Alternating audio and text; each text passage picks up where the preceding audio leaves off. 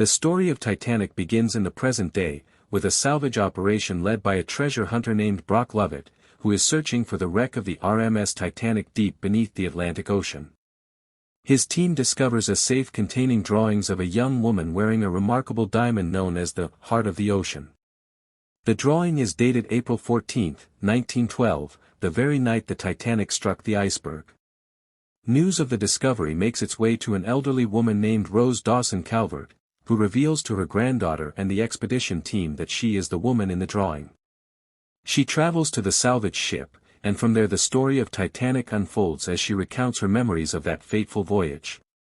The narrative then moves back to 1912, when the Titanic was preparing for its maiden voyage from Southampton to New York. The ship is presented in all its grandeur, a floating palace and marvel of modern engineering, advertised as unsinkable. Into this world steps 17-year-old Rose DeWitt Bukater, a young woman of high social standing, traveling with her wealthy fiancé Caledon Hockley and her controlling mother Ruth.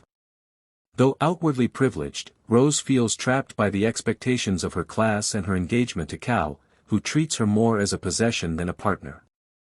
Ruth constantly reminds Rose that her marriage to Cal will secure the family's financial future, as they have lost their wealth and rely on this union to maintain their social position.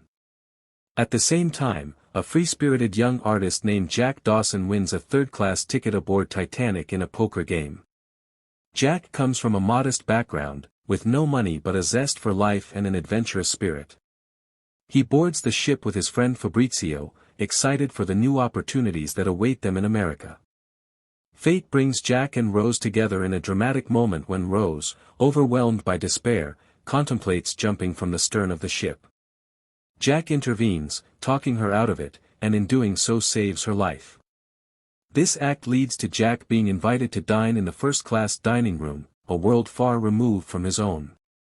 As Jack and Rose spend more time together, their connection deepens. Jack shows Rose a different way of living, one that values freedom, creativity, and passion over wealth and social standing. He sketches her portrait, creating the iconic image of Rose wearing only the Heart of the Ocean necklace.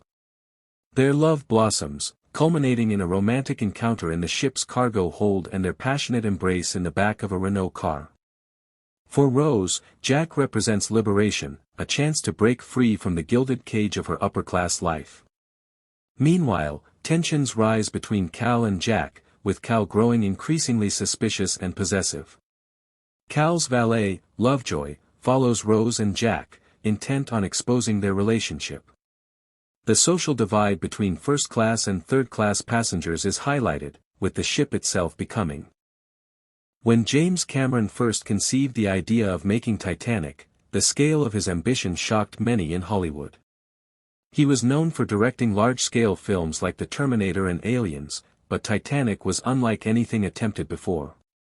Rather than a straightforward disaster film, he envisioned a sweeping romance set against the backdrop of one of history's most infamous tragedies.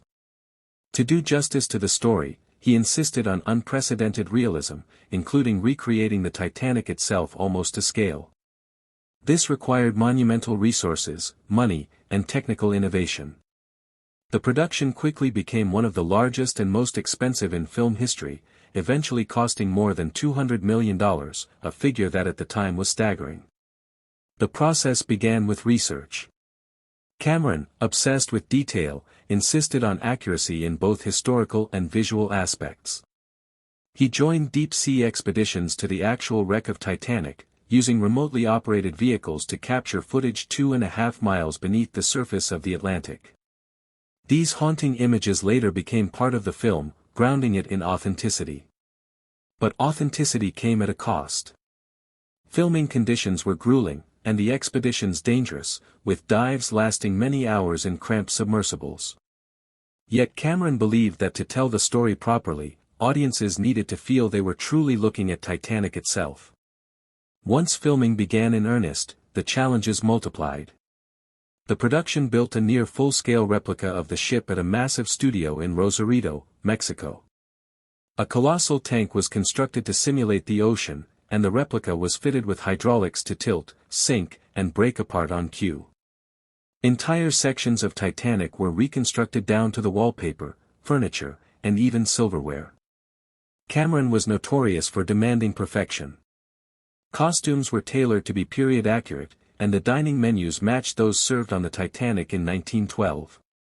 Every extra had to know their character's name, class, and purpose on the voyage, even if they never spoke a word on camera. Filming was grueling for the actors as well. Leonardo DiCaprio and Kate Winslet, who played Jack and Rose, endured endless hours in cold water, wearing heavy costumes while performing scenes that required both physical stamina and emotional intensity. Winslet, in particular, nearly drowned during one scene when her coat snagged on a gate as the set was being flooded. She later described the shoot as terrifying, physically demanding, and emotionally draining, though she also acknowledged that the hardship contributed to the realism on screen. The water sequences were some of the most difficult in the film. Cameron insisted that the flooding scenes be as realistic as possible, which meant filling massive sets with tens of thousands of gallons of water. Actors and extras were often submerged in freezing conditions for hours, and injuries were common. Crew members suffered sprains, bruises. In April 1912, the RMS Titanic began her maiden voyage from Southampton to New York City, carrying more than 2,200 passengers and crew. She was a marvel of her age, the largest and most luxurious ship afloat, a floating palace symbolizing human achievement and the belief that technology had conquered nature. Her builders boasted she was unsinkable, an irony that would soon become tragic.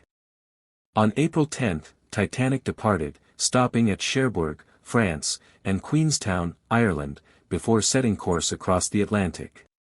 On board were the wealthiest of the wealthy, traveling in unparalleled luxury, as well as emigrants in third class, seeking new lives in America. The ship was a microcosm of society, divided by class, but united in the journey across the ocean. For the first few days, the voyage was smooth and uneventful. Passengers enjoyed lavish meals, promenades on deck, and grand entertainment. In first class, opulence reigned, with suites that rivaled the finest hotels in Europe, complete with private promenades, dining salons, and personal servants. Second class provided comfort and refinement for professionals and middle-class travelers, while third class offered modest but respectable accommodations, far better than on many other ships of the era. Spirits were high, and few gave thought to danger. Yet warnings had already begun to arrive. Throughout April 14, Titanic received multiple wireless messages from nearby ships reporting icebergs in her path. The North Atlantic that year was unusually full of ice, as a particularly cold winter had sent massive chunks southward into shipping lanes.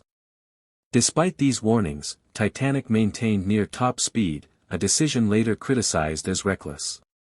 Captain Edward J. Smith, an experienced seaman nearing retirement, believed speed was important for both prestige and scheduling. Like many, he trusted in the ship's supposed invulnerability. That night, at 11:40 p.m., lookout Frederick Fleet spotted an iceberg looming directly ahead. He rang the bell and phoned the bridge, crying out the fateful words, "Iceberg, right ahead." First Officer William Murdoch ordered the ship to turn and the engines to reverse, but the Titanic was too large to maneuver quickly. The iceberg scraped along the starboard side, tearing open the hull below the waterline. At first, the collision seemed minor, passengers felt only a shudder, but below deck, 6 compartments had been breached. The ship was doomed. Thomas Andrews, the ship's designer, inspected the damage and delivered the grim news to Captain Smith: Titanic would sink within hours. She had been designed to stay afloat with 4 compartments flooded, but 6 made survival impossible. At 12:05 a.m., lifeboats were uncovered, but there were not nearly enough. Titanic carried only 20 lifeboats, with capacity for about 1,178 people, just over half on board. Maritime regulations at the time did not require more, as ships were assumed to be lifeboats themselves. This catastrophe